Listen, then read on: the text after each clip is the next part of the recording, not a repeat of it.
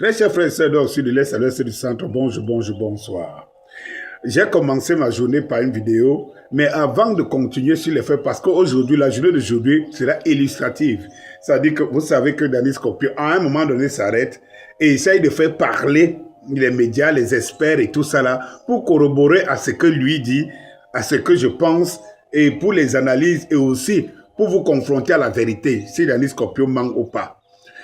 Revenons d'abord ici, justement, sur la déclaration, bref, un tweet que Arakchi a fait. Un tweet que Arakchi a fait. Arakchi, c'est le ministre des Affaires étrangères iranien. Il dit ceci.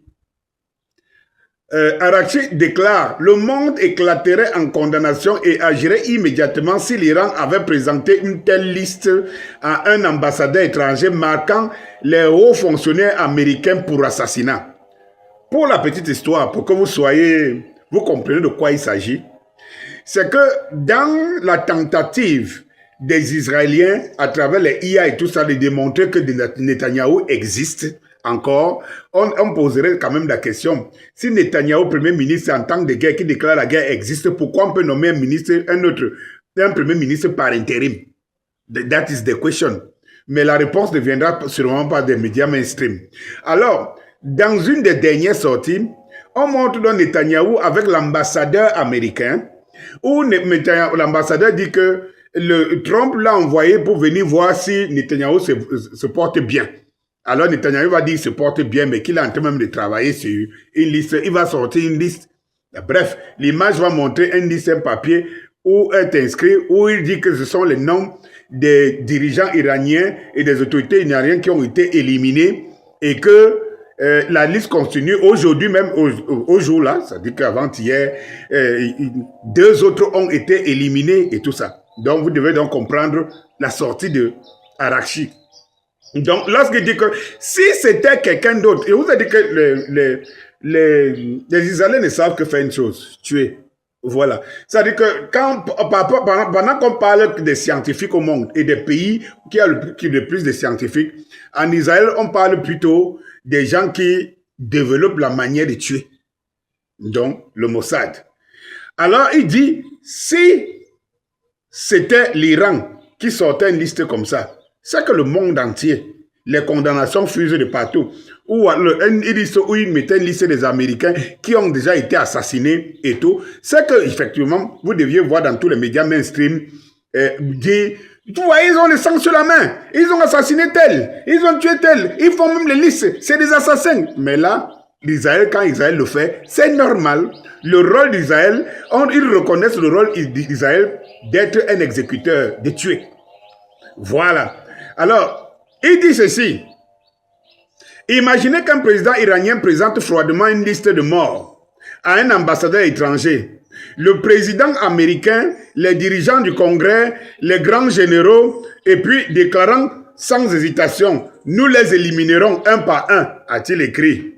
Donc, en quelques heures, le monde éclaterait. Section d'urgence du Conseil de sécurité de l'ONU.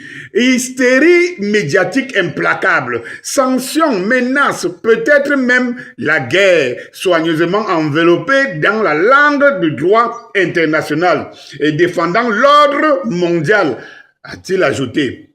Le ministre des Affaires étrangères a déploré que lorsqu'il s'agit d'Israël, les règles et règlements internationaux ne s'appliquent, les mêmes gardiens de la foi et de l'ordre se taisent, équivoquent ou pire, fournissent les armes et la couverture.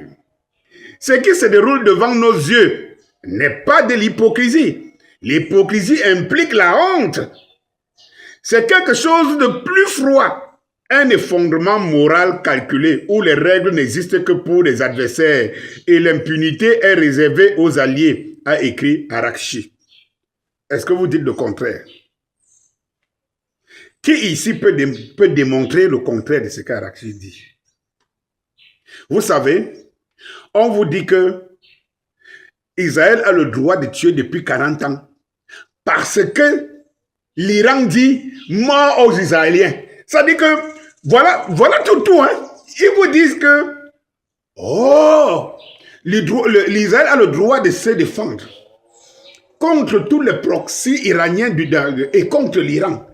Parce que l'Iran a toujours dit mort aux Israéliens, que le Israël doit disparaître.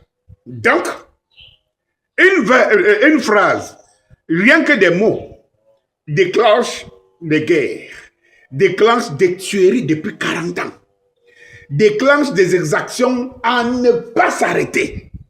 Parce que l'Iran a dit, ou les Iraniens disent mort à Israël. Bon, maintenant, comme les Israéliens disent mort à l'Iran, comme les Israéliens ne prient que mort à l'Iran, qu'est-ce que l'Iran doit donc faire? L'Iran doit donc se préparer à détruire Israël. Parce que Israël n'a qu'une chose. On ne nous a pas démontré que les Iraniens qui crient mort à Israël ont autant de leurs services secrets, des éléments de leurs services secrets infiltrés en Israël et même aux États-Unis, même dans les pays d'Europe. Pourtant, ils savent le faire. Donc, Iran qui crie mort à Israël, mais qui ne lance aucun signal, qui ne démontre pas, qui ne passe pas à l'action.